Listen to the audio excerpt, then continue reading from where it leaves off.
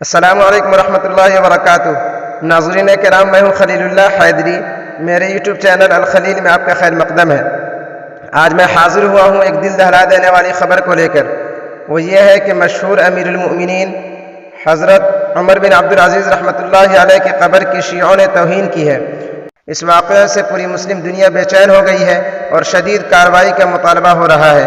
شام کے ادلب میں حضرت عمر بن عبدالعزیز رحمۃ اللہ علیہ کا مقبرہ ہے۔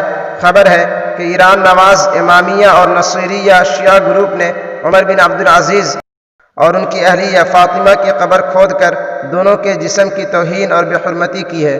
لاتوں سے مارا اور تھوکا ہے، پھر پورے مقبرے کو نظر آتش کر دیا ہے۔ اس واقعے پر پورے عالم اسلام، خاص طور پر سنی مسلمانوں میں شدید بے چینی پائی جا رہی ہے اور ایسا کرنے والے دہشت گرد عناصر کے خلاف سخت کارروائی کا مطالبہ ہو رہا ہے۔ ہندوستان کے مسلمانوں میں بھی اس واقعے پر شدید غم و غصہ ہے۔ ٹویٹر پر گزشتہ دنوں کافی دیر تک ایک ٹرینڈ بھی چلتا رہا جس میں مقبرہ جلانے کے واقعے کی شدید مذمت کرتے ہوئے مجرمین کے خلاف کارروائی کا مطالبہ تھا۔ اس کے علاوہ ٹویٹر صارفین نے شام کی بشار الاسد حکومت کے خلاف اقوام متحدہ سے کارروائی کا مطالبہ بھی کیا۔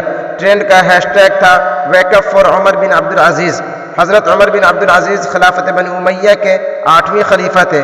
انصاف، قرآن و سنت کی پیروی، خلافت راشدہ کی اتباع اور اپنی نمایاں خصوصیات کی بنیاد پر وہ خلیفہ راشد میں شمار کیے جاتے ہیں۔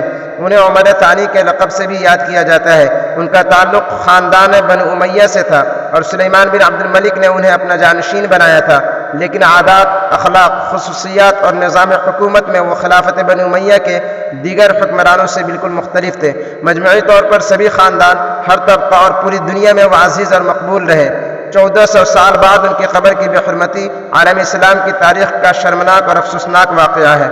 اور عمر بن عبدالعزیز وہ خلیفہ تھے کہ جن کے دور میں انسانوں کے ساتھ ساتھ چرند پرند اور جانوروں کے خوراک کا بھی انتظام کیا جاتا تھا۔ یعنی ان کا نظریہ یہ تھا کہ عمر بن عبدالعزیز کی بادشاہت میں انسان تو انسان، کوئی جانور اور کوئی چرند و پرند بھی بھوکا نہ رہے۔ دوستو، امید ہے کہ میری ویڈیو آپ کو پسند آئی ہوگی، اس لیے اسے زیادہ سے زیادہ شیئر کریں اور جن لوگوں نے میرے چینل کو سبسکرائب نہیں کیا ہے وہ سبسکرائب کر لیں اور بیل آئیکن دبانا بالکل بھی نہ بھولیں تاکہ اس طرح کی تمام خبریں آپ کے پاس آسانی سے پہنچ سکے۔ والسلام۔